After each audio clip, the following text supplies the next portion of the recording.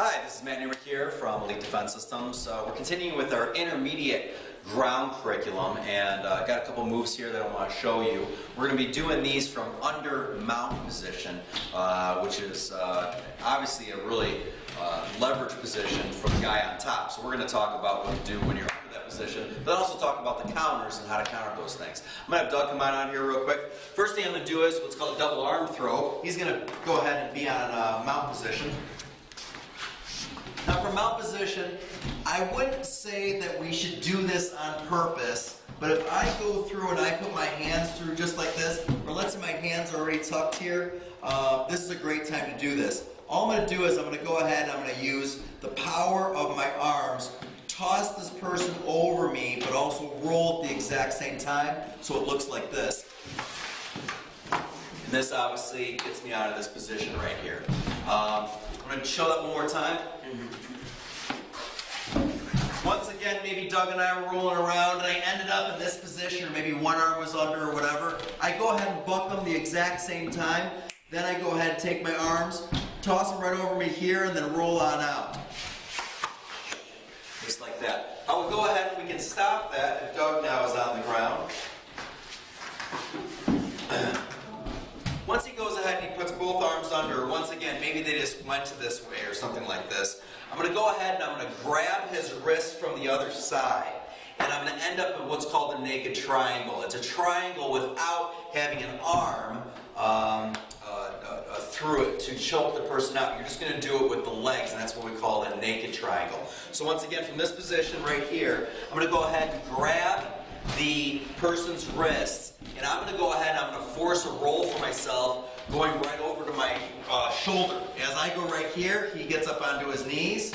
From this position, I go right here, and I can go ahead and crank right here. Now, if his head's down, you're going to get pain compliance.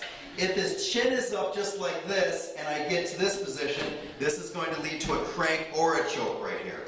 Okay? So once again, you do a normal triangle, but now you don't have the arm going right through. That's how we go ahead and we do this move. Next one we're going to work here real quick, if I can once again be under mount.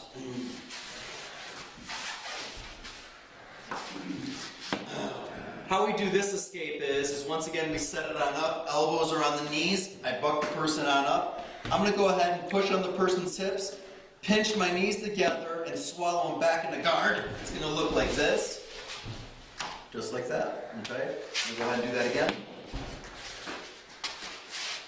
The timing of this move is kind of what makes it work. So as I go here, I want to go ahead and as I bump up, I press up. Shortly after I press up, my knees pinch together, go right through, under, and swallow them back up into guard, just here like this. I counter that by doing an ankle lock. So once again, if Doug is on the ground just like this, I get on his mount position. He's going to go ahead and bump me forward, press me up, knees go right through. As they go down here like this, I fall back into my ankle lock position right here.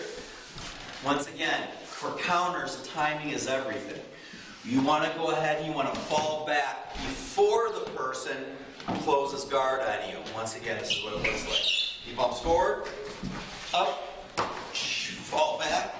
There's the lock right there. All right. Last one we're going to do is what's called a knee escape. Really basic movement from jiu-jitsu. And this is what we do. I go ahead and I shrimp up a little bit, take both hands, push on one knee, get one knee through, do the exact same thing on the other one. Sometimes I only need one hand to do that, swallow them back up into guard. It seems easy. Let's try it again. I go ahead, get a little distance, go all the way over to a side. In this case, it's obviously my left side. I take both hands. The first one needs both hands. You press right on the knee. He's going to fall forward, wrap here. Once I do that, this needs to secure over so he doesn't step back over me. I go to the other side. A lot of times I can just use one hand here. Swallow up right here. Doug's going to go ahead and do the same escape to me. So once again, I'm going to bump me forward. Going to go to a side. Anytime a person pushes on your knee, guess what it means? Kimura. We go right through here. I can either dismount and go right to here. I can stay on mount and lock right here.